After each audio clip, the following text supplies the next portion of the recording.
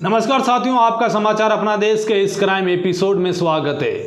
साथियों, क्रिमिनल कितना भी क्राइम करने के बाद वो बचने की पूरी कोशिश करता है, लेकिन वो फिर पुलिस से नहीं बच पाता है। यानी कि वो कितना भी शातिर अपराधी क्यों ना हो, वो कोशिश करता है कि मैं बच जाऊंगा, लेकिन उसकी शातिरी नहीं चलती है पुलिस के सामने।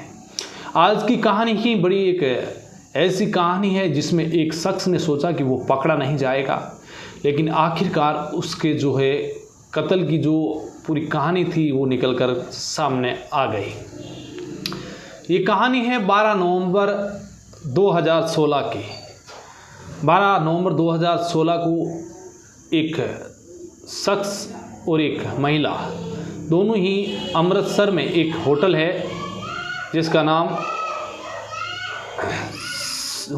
है Singh international hotel Singh international.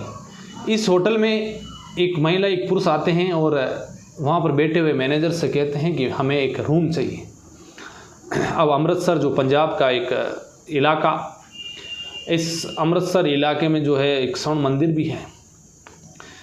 तो 12 नवंबर 2016 को ये करीब 4 बजे के आसपास पहुँचते हैं और वहाँ पर जाने के बाद वो रूम के लिए बोलते हैं। मैनेजर होता है जिसका नाम दीपक, वो अपने जो रूम होटल में जो बॉय होते हैं, वार्ड बॉय जैसे हॉस्पिटल में होते हैं, वैसे होटल में कमरे में एक एक कमरा दिखाता है।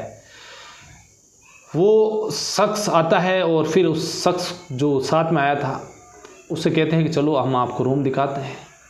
अब वो उस व्यक्ति के साथ जाता है, तब वो महिला भी साथ आती है, लेकिन वो कहता है कि आप बैठिए यहाँ स्वागत कक्ष में। वो महिला स्वागत कक्ष में बैठती है। उसके बाद वो शख्स जाकर रूम देखता है, उसे रूम पसंद आ जाता है। अब रूम पसंद आने के बाद अब वापस वो उसी मैनेजर के पास आता है काउंटर पर। मैनेजर उसे जो रजिस्टर होता है रिसेप्शन पर, जो होटल में आते हैं चेकआउट चेक इन करते हैं, उससे पहले उनकी सारी आईडी वगैरह सारी फॉर्मेलिटीज़ कंप्लीट की जाती है, उनकी आइडेंटिटी वगैरह। वो रजिस्टर सामने करता है कि इसमें एंट्री कर दो। अब वो शख्स एंट्री करता है, अपना नाम रणवीर सिंह लिखता है और उस महिला का नाम मोनिका लिखता है। उम्र करीब 25-26 साल लिखता है और अपना जो पता है वो लिखता है 26A near KVS Malviya road, Jaipur, Rajasthan. ये एड्रेस लिखता है। उसके बाद रूम की चाबी लेकर वो उस रूम में पहुंच जाते हैं। उसे होटल के कमरा नंबर 104 दिया जाता है। 104 नंबर रूम में पहुंचने के बाद दूसरे दिन वो महिला और वो शख्स जिसका नाम रणवीर सिंह और मोनिका है, ये दोनों निकलते हैं और स्वर्ण मंदिर देख कर आते हैं। अब रात को करीब वो 8 बजे के आसपास आते हैं, खाना ऑर्डर करते हैं। ऑर्डर करने के बाद अब खाना वगैरह आ जाता है। अब सोचा मैनेजर ने कि भाई रह रहे हैं आराम से। उसी रात वो पहले अब महिला के साथ में बैठा है आराम से। ये तारीख थी 13 नवंबर। अब 13 नवंबर के बाद आती है 14 नवंबर। मैनेजर देखता है कि 13 नवंबर को खाने का ऑर्डर आया, लेकिन 14 नवंबर को अब करीब रात के 10-11 बज रहे हैं, कोई ऑर्डर नहीं दे रहा है, कोई हलचल नहीं है। और मैनेजर जाता है उस रूम के लिए 104 नंबर रूम के सामने जाकर दरवाज़ा खटखटाता है, लेकिन आवाज़ लगाता है, कोई रिस्पॉन्स नहीं। दरवाज़ा खटखटाया जाता है, दरवाज़ा खोला नहीं जाता है। अब वो उसकी जो मास्टर की एक अलग होती है, उसी रूम की डुप्लीकेट चाबी वो मंगाई जाती है। जब चाबी आती है और रूम का दरवाज़ा खोला जाता है, दरवाज़ा जैसे ही खोलते हैं अंदर देखते हैं, होटल स्टाफ सारा चौंक जाता है। वहाँ पर एक महिला की लाश खून से लथपथ बेड पर पड़ी है। ये देखकर वो घबराते हैं, नीचे भाग कर जाते हैं। जाने के बाद होटल के मालिक, जो इस होटल सिंह इंटरनेशनल होटल के मालिक कुलदीप सिंह हैं, उन्हें कॉल किया जाता है। करणदीप सिंह को बताया जाता है। करणदीप सिंह उस होटल में पहुंचते हैं। वो कमरे में झांक कर देखते हैं जाकर, तो वहाँ पर एक लाश पड़ी थी। अब करणदीप सिंह वहीं की एक रामबाग पुलिस स्टेशन है जहाँ पर एक चौकी लगती है, उस चौकी में वो फ़ोन लगाते हैं। यानी कि ये बस अड्डा पुलिस चौकी थी, वहाँ पर फ़ोन करते हैं। वहाँ के इंचार्ज चौकी के आते हैं, देखते हैं कि महिला की लाश पड़ी है। इसके बाद रामबाग पुलिस थाना मौके पर पहुंचता है। एएसपी मौके पर पहुंचते हैं, उस लाश को कब्जे में लेते हैं। अब पुलिस उस होटल मैनेजर जिसका नाम दीपक पूछताछ करती है कि भाई कौन है क्या है। वो बताता है कि ये एंट्री है, इसका नाम रणवीर सिंह और महिला है जो मोनिका है। अब पुलिस ने कहा कि ये रणवीर सिंह नहीं, जो कत्ल किया वो कहाँ है, तो कहते हैं कि यहाँ है नहीं, 13 तारीख से वो नज़र नहीं आया। अब जो नंबर उन्होंने उपलब्ध कराए थे उस रजिस्टर में, उस नंबर पर कॉल किया जाता है, लेकिन वो नंबर फर्जी पाए जाते हैं। इसके बाद एड्रेस वगैरह था तो उसका भी जो है अब कंफर्म करना था। अब पुलिस ने एक टीम राजस्थान के जयपुर भेजी, तो वो टीम भी जो है जानकारी देती है कि इस पते पर इस नाम का कोई शख्स नहीं है। अब दोनों की जो है आइडेंटिटी की प्रूफ नहीं हो रही है कि आखिरकार ये दोनों पति पत्नी थे, गर्लफ्रेंड बॉयफ्रेंड थे, आखिरकार ये आकर क्यों ठहरे, किस वजह से इन दोनों जो है, क्या इनके बीच झगड़ा हुआ या फिर इस कत्ल के पीछे क्या कारण है, अब पुलिस ढूंढने में लगी है। अब इधर पता नहीं चल रहा है। दोनों जो इस फ़ोटो थी, जिस आइडेंटिटी कार्ड इन्होंने जो पहचान पत्र दिया था, फ़ोटो भी जो है हर थाने में, राजस्थान के थानों में जो भेजी गई, लेकिन कोई पता नहीं चला। अब लाश पोस्टमार्टम हो गया, अब लाश पड़ी है, तो फिर वहाँ की जो पुलिस है इस रामबाग थाने की, उन्होंने उस महिला का जो है अंतिम संस्कार करा दिया। अब वक्त बीत रहा है, हत्या का मुकदमा दर्ज है अमृतसर के पुलिस स्टेशन पर। अब वक्त बीत रहा है, इधर धीरे धीरे अचानक एक दिन, तारीख थी 10 दिसंबर 2016, 8 दिसंबर 2016, 8 दिसंबर 2016 को पंजाब के उस अमृतसर के उस रामबाग पुलिस स्टेशन पर एक कॉल जाता है बाड़मेर जिला पुलिस अधीक्षक कार्यालय से, और कहते हैं कि जिस मोनिका की हत्या हुई है और जिस शख्स ने हत्या की है वो अभी पुलिस की गिरफ्त में है। अब जैसे ही पता चलता है, वहाँ से पुलिस फ़ौरन राजस्थान के बाड़मेर पहुँचती है। 10 तारीख को उस व्यक्ति को हिरासत में लिया जाता है और अब पुलिस पूछताछ करती है। तो उसके बाद जो कहानी निकल कर सामने आई, वो कहानी इस तरीके से थी।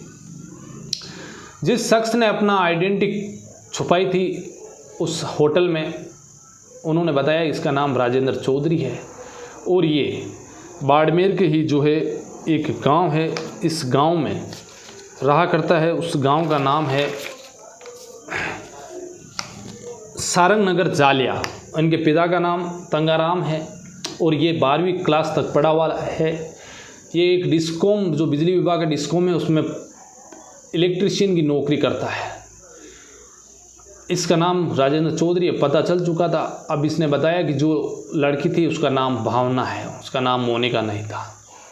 इनकी जो है शादी होती है करीब 10 जून 2014 को। घर वालों ने जो है इसकी शादी की, नौकरी लगने के बाद।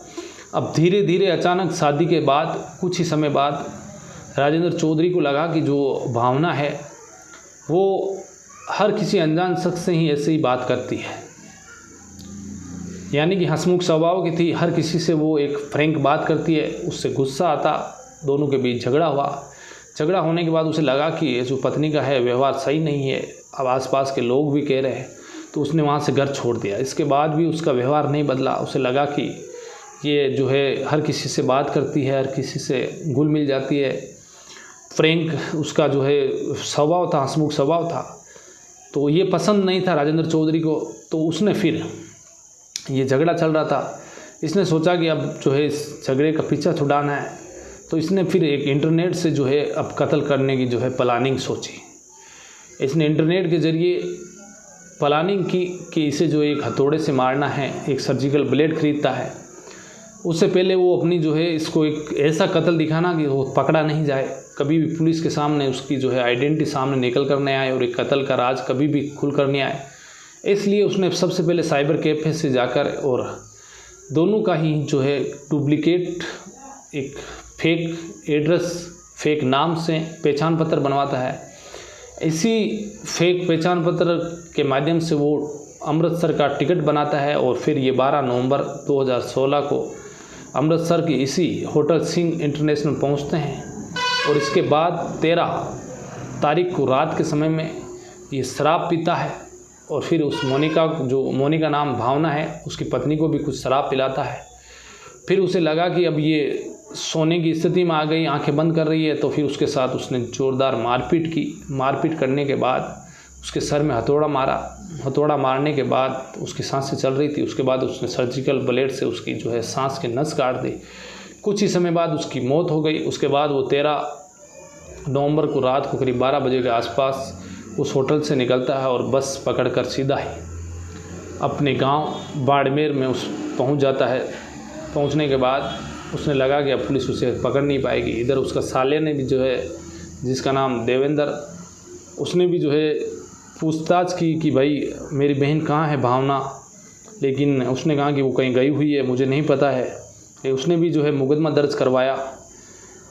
इधर पुलिस ने जो है उसका रिमांड लिया। उसके बाद उसने जो है कोर्ट में उसका चालान पेश किया गया, जेल भेजा गया। उसके बाद 29 नवंबर 2022 को अमृतसर का जो ट्रायल कोर्ट है, वहाँ के एडिशनल सेशन जज ने उसे दोषी मानते हुए उम्र कैद की सज़ा सुनाई।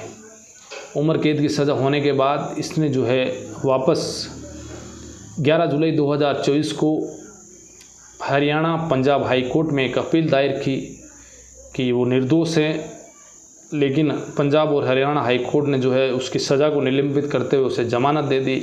अभी भी ये मामला जो है हाई कोर्ट में विचाराधीन है।